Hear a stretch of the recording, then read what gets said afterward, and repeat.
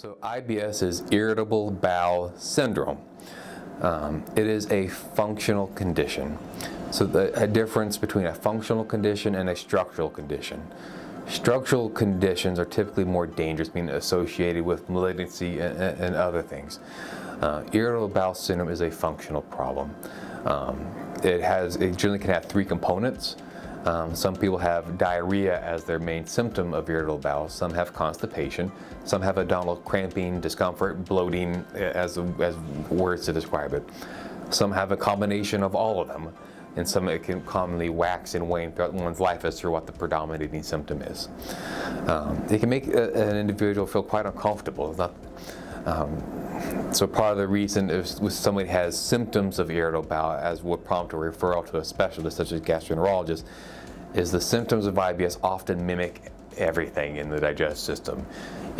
Symptom-based alone, you can't really differentiate irritable bowel syndrome from inflammatory bowel disease or other things. So part of the initial workup of that is evaluation for other structural problems that could be symptom presenting in a similar fashion.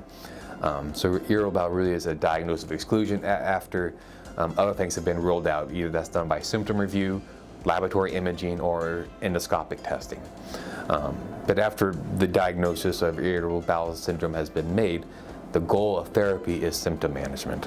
And there's another thing as with reflux, it is an individualized thing. It's trial and error of what combination, again, of lifestyle modifications, such as dietary changes, etc., in combination with as-needed medications that best controls their symptoms.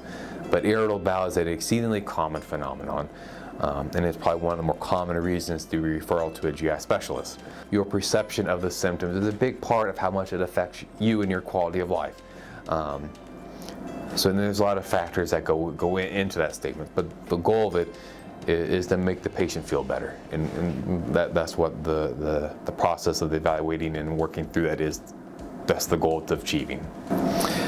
Unknown, as far as in dietary, environmental, stress, anxiety, all these components, there's probably a little bit of everything that could make these symptoms very common. A lot of people from time to time have abdominal bloating, discomfort, irregular bowel patterns. Some are just more sensitive or more prone to having those issues. That can really be quite problematic and really a hindrance to their quality of life. And kind of in conjunction with irritable bowel syndrome, inflammatory bowel disease, where the common misnomer as far as the overlap between the two. As far as the symptom presentation of both, it is quite similar. Abdominal discomfort, diarrhea, which can commonly be either. Inflammatory bowel disease is an autoimmune condition. It's your own body attacking yourself, and in this scenario, your digestive system. It's not all that dissimilar to such as things like rheumatoid arthritis, which is an autoimmune disease attacking your joints. And inflammatory bowel disease is an autoimmune disease attacking your digestive system. The two subtypes of it are ulcerative colitis and Crohn's disease. So again, a common reason for referral for someone with abdominal complaints is evaluation. Are symptoms irritable bowel syndrome or inflammatory bowel disease? But inflammatory bowel disease is probably one of the more complex diagnoses that a gastrointestinal physician follows. And that is something that we do manage here at CMH. Be patient.